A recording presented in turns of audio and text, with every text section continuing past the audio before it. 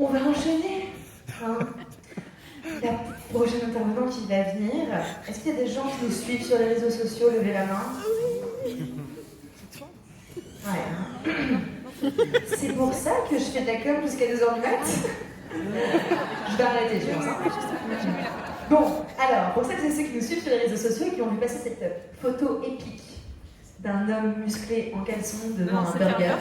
C'était une photo de burger. Mais concluse pour les véganes.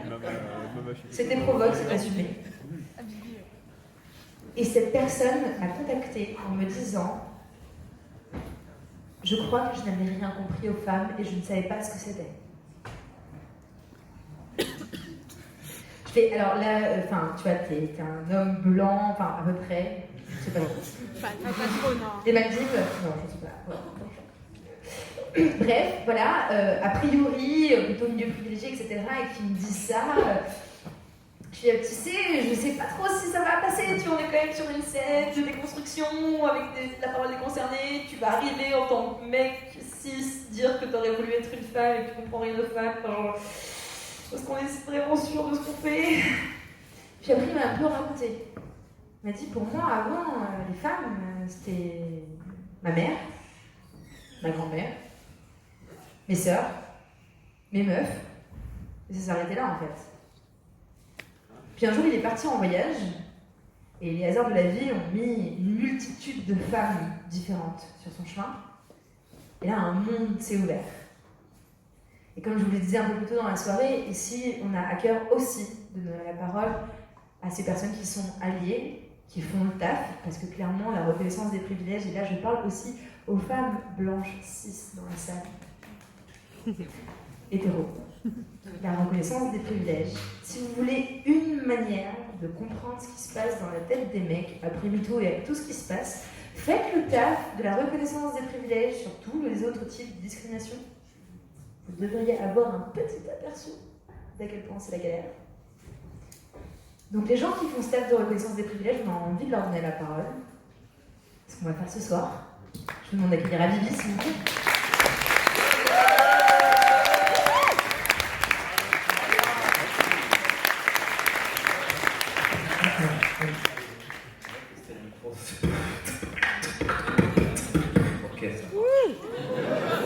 Alors, c'est vrai que j'ai toujours voulu être une femme, enfin, pas... C'est vrai qu'après l'écoute des différents intervenants ce soir, entre la circoncision surprise d'Hugo, entre Nana aux cheveux bleus dans les caves et ses règles atomiques, non, j'ai pas... C'est très...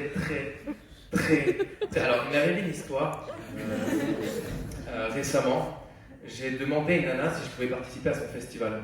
Je lui ai dit, voilà, j'anime un truc, est-ce que c'est possible? Elle m'a dit, ouais, pas de problème, attends. Et tout à la fin, elle me pose la question, mais est-ce que t'es un homme cis?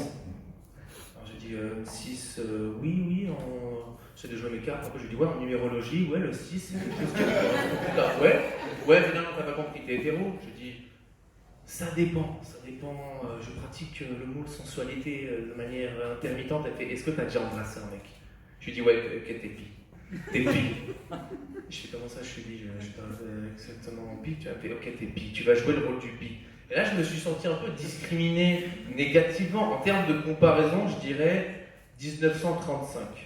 Tu vois, on n'est pas en 39, mais on commence à sentir le menu. Tu vois, on se dit, ok, ça va pas être. J'ai un peu en arrière-goût du truc. Il m'est arrivé le truc contraire, c'est-à-dire que 2001, je suis au collège, et on m'appelle le taliban à l'école. Tu vois, parce que je viens du Liban, voilà, association Didier majestueuse. On est sur un gros thème. Et ma mère s'est mise à me chuchoter arabe à la maison. On ne sait pas. Peut-être ça va. Les murs ont des tu vois.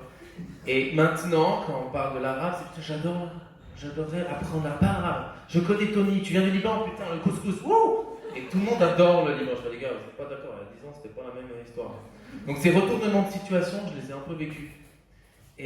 Mais en vrai, pour revenir aux femmes, parce que c'était le sujet, je comprends ce ressentiment, en vrai. Je comprends ce ressentiment et je comprends cette manière aussi, pour moi, parfois de me sentir un peu... Et j'arrive même à saisir un peu la souffrance qu'elles ont pu vivre. Je me dis, ah, j'ai un petit teaser de ce qui a pu se passer dans la plupart du temps dans sa vie.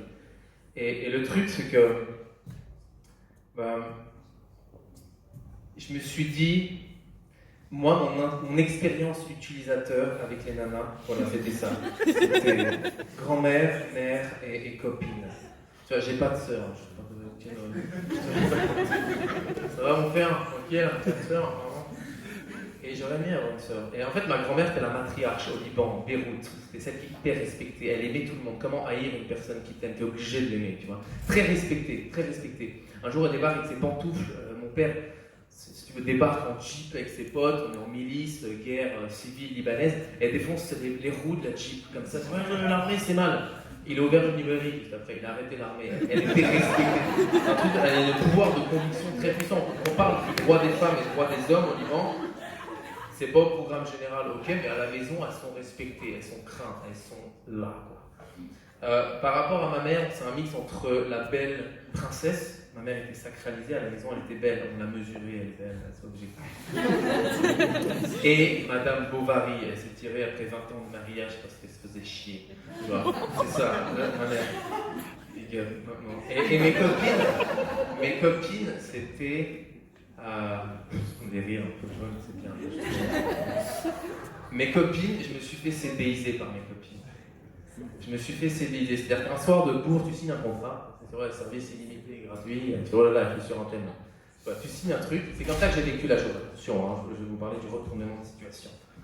Et quelques mois plus tard, tu te rends compte des clauses. Tu dis, attends, j'ai pas tout lu dans le contrat. Qu'est-ce que. Connard, égoïste, domination, masse pervers, narcissique. Putain, merde, c'était pas dans le contrat, ça, de base. Et je me suis dit, ok, voilà les nanas que je connaissais. Je ne connaissais pas autre chose des filles. Et l'histoire étant bien faite, je suis tombé malade. J'ai un petit cancer, au calme, tranquille, 1 an d'hôpital, on en passe plein. Le plus dur dans le cancer, c'est pas le pendant, c'est pas l'avant, parce que bon, bah, t'es pas au courant, c'est le jeu. Mais c'est l'après, quand t'atterris, quand tu débarques. Parce qu'il faut savoir que dans le cancer, la star, c'est pas moi, c'est la tumeur. Une fois qu'on enlève la tumeur, je suis là, je vais aller faire un retour dans le bac à sable, tu vois. Et là, je débarque et j'ai plus les mêmes excitations, tu vois. Ce qui m'excitait il y a encore 1 an ne m'émeut plus, désormais. Alors je me casse sur les routes, backpack, c'est à la mode, je me tire en Asie, tu vois. Et là, je découvre je découvre des cultures, je découvre des choses, et je découvre des femmes, ouais. Voilà, c'est pas plus compliqué.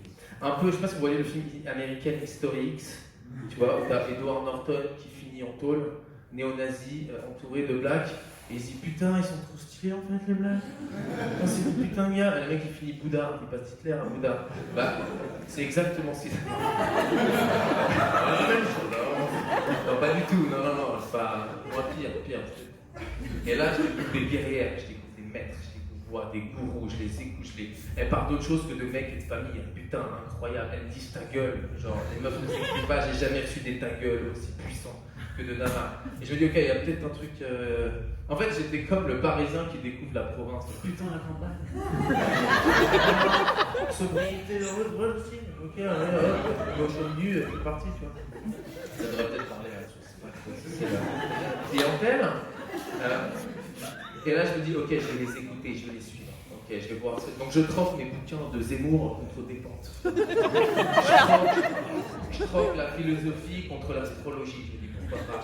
Je touche le tantra, je touche le sexpo, je touche le kink, qui est une mafia un peu bizarre. Je touche les médecines plus intégratives, plus holistiques. Je me dis, ouais, il y a des trucs à faire là-dedans. Je touche au chamanisme. Et là, il se passe des choses en moi. Je commence à changer. Je me dis, putain, je comprends pas, c'est quoi cette. Tu appuies sur un bouton et tu fais changer, tu vois. Je sais pas si c'est les femmes qui ont fait ce truc-là, mais je me mets à redécouvrir, à réinventer mes relations. Je fréquente plus les mêmes têtes, tu vois. Je réinvente ma vocation. Je commence à passer de la banque à la cuisine, de la banque à la musique. Je me dis, oh putain, et ma sexualité change. Ma sexualité change. Elle passe de type Hugo à 15 ans. C'est une référence. C'était ça tout le temps pendant 10 ans. Genre, je suis circoncis d'ailleurs, j'ai plus de prépuce. C'est vrai. Et voilà, et le truc qui s'est passé, c'est que ma sexualité avant c'était type brasserie, c'est entrée, plat, dessert. C'est quoi? C'est prélit, coït et Jacques. Aujourd'hui, c'est pas pareil quoi, vraiment. C'est différent là, c'est même pas gastronomique, c'est une sorte de cuisine moléculaire, mousse, betterave, émulsion et autres. Je me mets des créneaux de 6 heures maintenant, on va me dire 6 heures au moins, 12 heures, reconductible. Voilà, je donne plus vraiment comme avant. Mais en vrai, je commence à toucher un truc.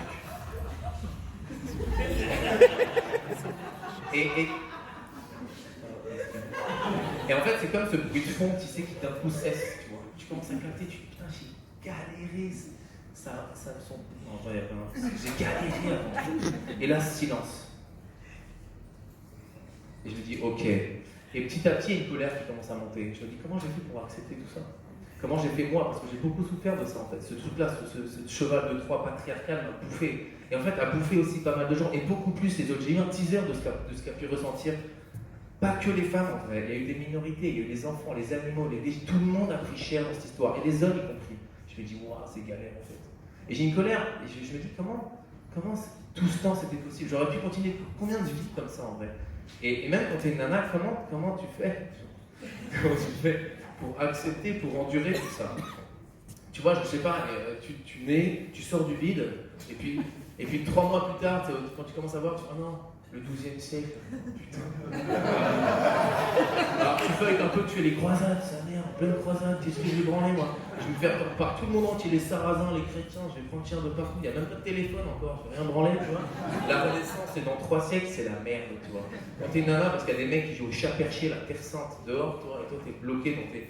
Je me dis, ça a dû être dur pas mal de fois pour les filles, alors je m'incline déjà, je m'incline devant vos souffrances, et honnêtement, désolé en quelque sorte. Désolé pour vous, et désolé pour moi aussi. Vraiment, vraiment, vraiment!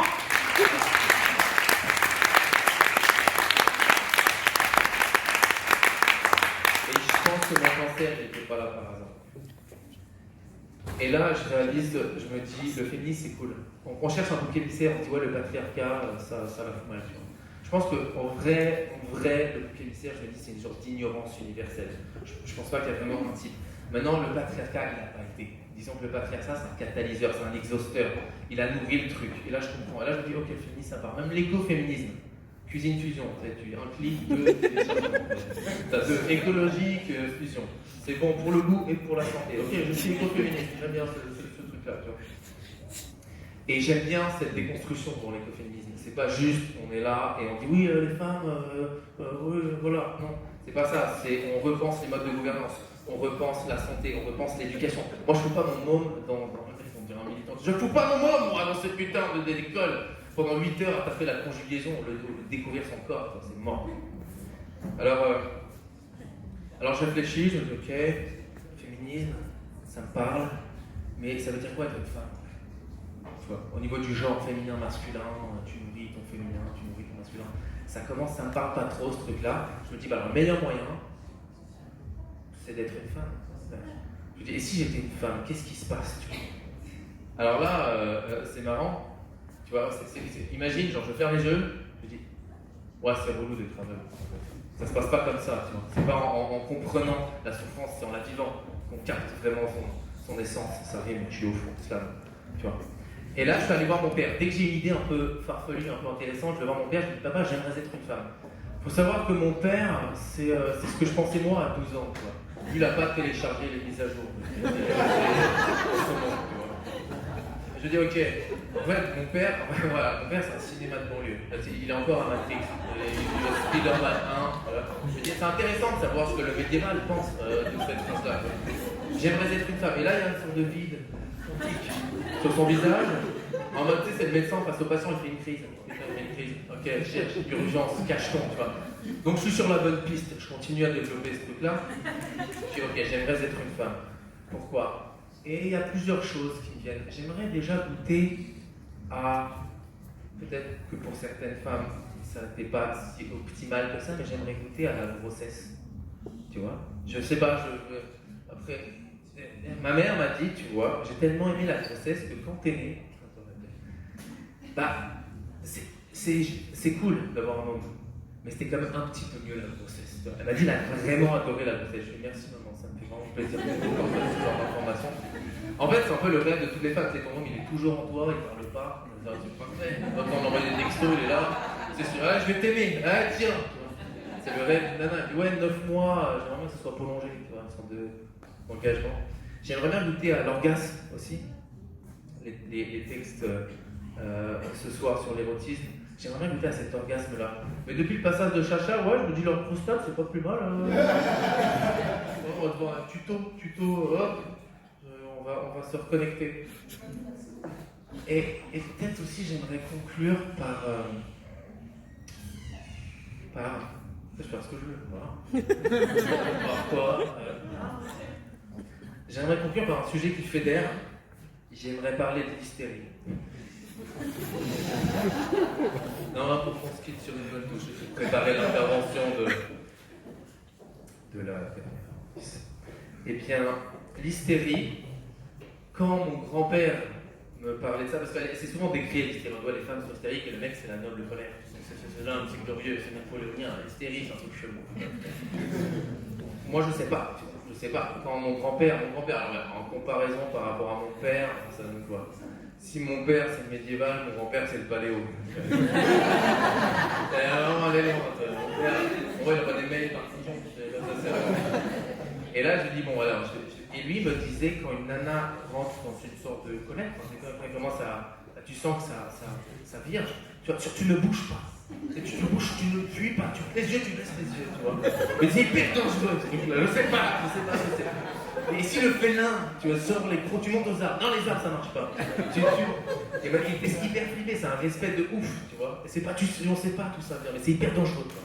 J'ai les hommes aussi, les femmes c'est dangereux, tu fais pas. Il y a un respect de ouf de l'hystérie, qu'on appelle l'hystérie. Je dis voilà, ça c'est déjà une forme de reconnaissance, tu vois.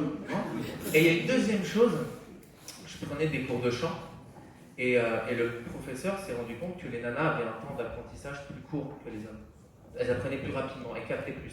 Et lui, il parlait du hara beaucoup, il parlait du bas et du haut du corps, tu sais. Tu chantes du haut, tu chantes du bas, tu vois, du bas, vraiment du bas. Et les nanas, lui, son explication, c'est qu'il appelait ça l'audace d'expression. Tu vois, il te disait qu'il y avait des nettoyages qui s'opéraient de manière plus intense chez les femmes, des rires, des pleurs, des manifestations.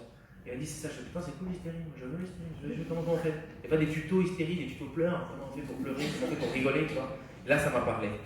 Donc voilà, en fait tout est une question de point de vue. En vrai. Il n'y a pas de mauvais hystérie ou de bonne. Je suis sûr qu'il y a un monde où tous les mecs vont être hystériques. Ah putain, comment on fait? Tu dis non, je te dirai pas.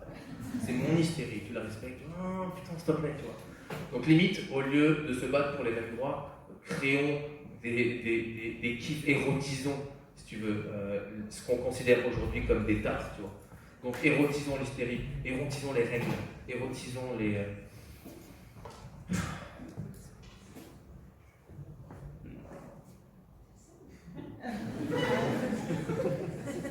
J'ai un peu dans ma tête tout ça. Ce qu'il a à dire. Peut-être que j'aimerais conclure par une dernière chose. J'aimerais vous poser une question pour aussi parler des points de vue. Parce que je ne suis pas non plus. Il y a des féministes qui sont vraiment taisés, qui voient tout à travers ce prisme-là. Genre, pourquoi les femmes portent des jupes? Genre, si je pose la question au hasard, je sais pas, s'il y a quelqu'un qui veut répondre, pourquoi les femmes portent des jupes? C'est quoi le... Tous mes pantalons étaient crades.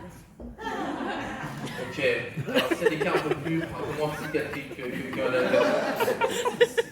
C'est des gens qui là, c'est ça, et qui essaient de se dire à quoi sert la jupe. Les nanas, les mecs. T'as une réponse? Pourquoi les femmes portent des jupes? T'es à l'aise, frère. Okay. C'est parce que t'es à l'aise. Ok, c'est cool, tu vois, c'est pratique. D'accord. Ok, c'est joli, c'est joli. C'est le montrer caché. Dis-moi. Tu veux prendre le micro? Tout ce qui prend l'air prend de la force. Tu vois? Ouais.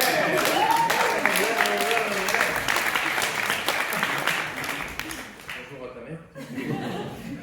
Il y a Nana qui m'a dit c'est pour rester connecté au sol, les meufs. Pas de culotte, et donc t'as un contact direct. Une féministe, j'ai posé la question pas à une féministe, il y a une nana qui m'a dit ouais, c'est le symbole du joug patriarcal sur la femme soumise. Je dis pourquoi? Parce qu'en fait, c'est vrai, hein, mais la jupe, à une époque, c'était un peu le garde-fou de ta condition. Tu pouvais faire moins de choses que les mecs, toi. Tu avais du mal à te mettre à cheval, à choper des outils, à faire la guerre, et donc à te rappeler ta condition, les jupes. Tu vois, je veux pas voir non plus, j'ai pas envie d'être dans un féminisme comme ça, c'est tout terrain. Mais quand même, il y a des mecs qui me disent ouais, c'est vrai ça, pourquoi il y a que les femmes qui portent des jupes? Et là, ça me plaît comme réponse. Donc la prochaine fois, si jamais je suis invité, je viendrai en jupe, ou en caleçon. Voilà, donc merci beaucoup. Et boum!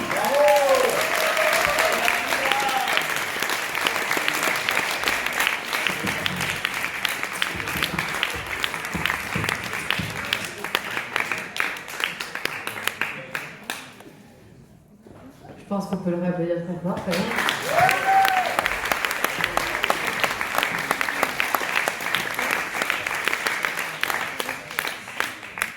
C'est le moment où je rassemble mes esprits. Je suis un peu tombée amoureuse. Je vois pas y être trop josée. Alors on est complètement en retard. On est déjà 3 minutes de retard, on devrait déjà être barré. Hein, voilà, pour votre information. Alors je vais faire le petit guide de survie de la sortie.